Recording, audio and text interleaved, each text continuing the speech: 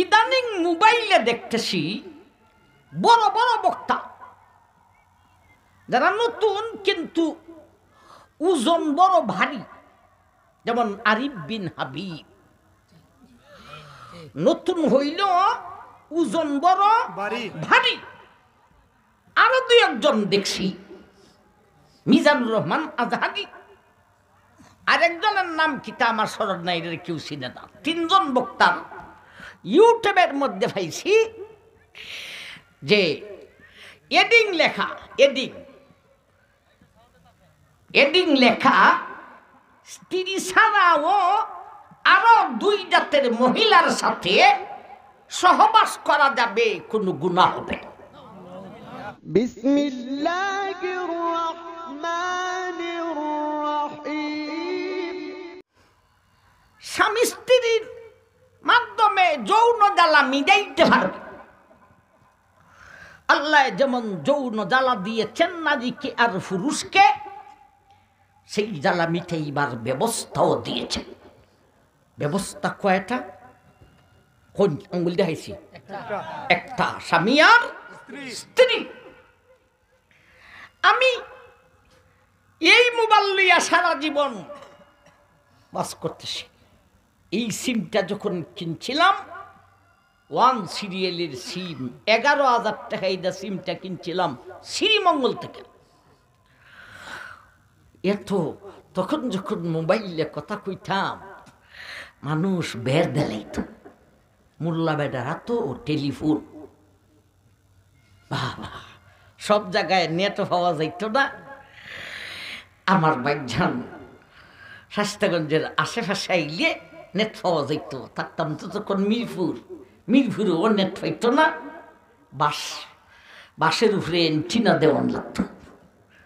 আমার বাইজান ইদানিং আইয়া অহলই গড়ের বেগম সহ জুরাজুরি কইরা যে অথ সুজা দিন দেখানি চলন কেমনে। আপনি যদি মোবাইল না কিনুন, এখনের যে যুগ আইছে, কে কোন জাতের কথা কইতেছে এটা তো আপনার শোনার দরকার আছে। বাতিলে ও কোন কথা কয় এটাও তো শোনার দরকার। বেগমে আমারে টেকা দিছেন যে আমি আপনার টেকা দিই, একটা মোবাইল কিনা নিয়ে। আমি ঠগা খাইলি মোবাইল কিনা গেলে তোমার বাইরে সাথে দিয়া দেখো। আবার ভাই ইদানিং মোবাইলে দেখতেছি বড় বড় বক্তা যারা নতুন কিন্তু ওজন বড় ভারী, যেমন আরিফ বিন হাবিব। নতুন হইল ওজন বড় ভারী। আরো দুই একজন দেখছি, মিজানুর রহমান আজহারি, আরেকজনের নাম কিতা আমার স্মরণ নাই, কেউ চিনে না। তিনজন বক্তার ইউটিউবের মধ্যে পাইছি যে এডিং লেখা স্ত্রী ছাড়াও আরো দুই জাতের মহিলার সাথে সহবাস করা যাবে, কোনো গুনাহ হবে। ও ভাই, পরে ইরা সাইরা ওয়াজ সারলাম, কত ওয়াজ শোনার, আরেক বেদার ওয়াজ শোনার এত সময় আমার আছে? গুসা উঠতে যায় শুনতে শুনতে। মোবাইলে যে আগ্নি লাগে, ফিচ্ছানি লাগে, এটা তো আমি চিনি না। বেদার ওয়াজ তো এটা কিচ্ছু হয় না। কিন্তু এডিংটা দেয়া রাখছে বক্তার নামের সঙ্গে স্ত্রী ছাড়া আরো দুই জাতের মহিলার সঙ্গে সহবাস করা যাইতে পারে। আমার ভাই ই মশালা কয় না মানছে, জির কুত্তে যাইয়া সাপ বাইদিছে, ইটা তোমরা অতটা কুদ্দা বার করো কেন?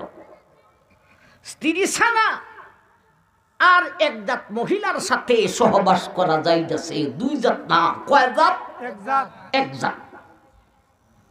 এটা মিডিয়া তোমরা সার বাইনি সাইরো। আমি আরিফ বিন হাবিবরে বলি, মৌলানা আমরা বুড়া হয়ে গেছি, আপনারা ওই মাঠকে দুইটা রাখতেন। কিন্তু ইউটিউবাররা এই এডিং যে লেখে, এটা কি আপনারা দেখেন না? এই দুই মহিলা কারা? এক জাতের মহিলা আছে, আমরা জানি যেটা স্ত্রী সারা, আর এক জাত মহিলা আছে, এরার সাথে সহবাস করা যাবে। এটা এই যুগের নয়, এটা আগের যুগে। এটারে কুদ্দে মাটির নিচ থেকে বার করো কেন?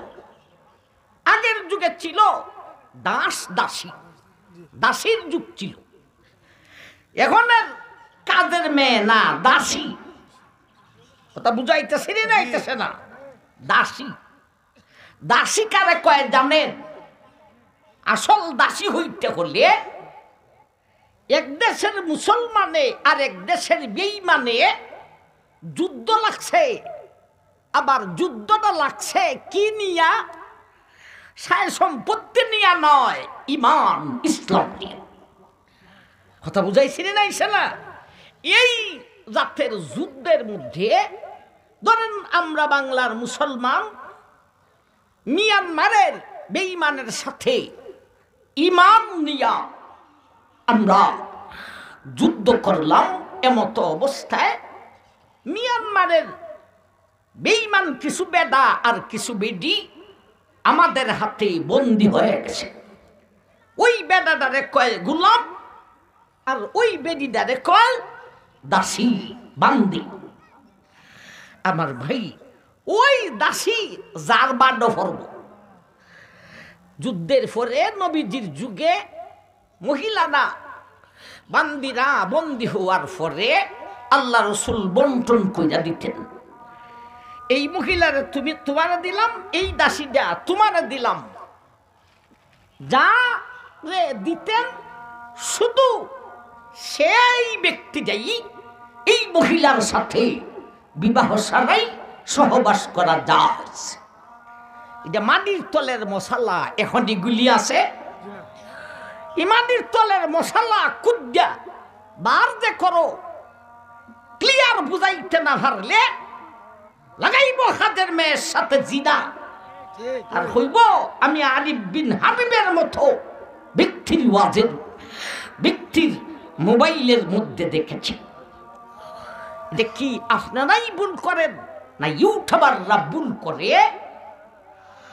যদি আপনারাই কইয়া থাকেন তাহলে আমিও আপনার থেকে জানতে চাই, স্ত্রী সানা দুই মহিলাকে, এক মহিলা তো জানি দাসী, আরেকটা মহিলাকে, এটা আপনি বালা কইরা পরিষ্কার করুন।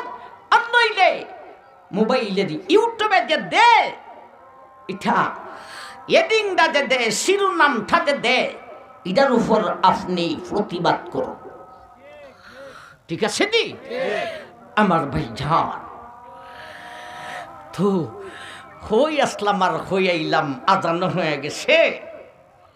আবার ভাই আমাদের পর্দা কার সাথে করবে এটা বুঝলাম, আমাদের পর্দা কিভাবে করবে এটা বুঝা শেষ করতে পারছি না।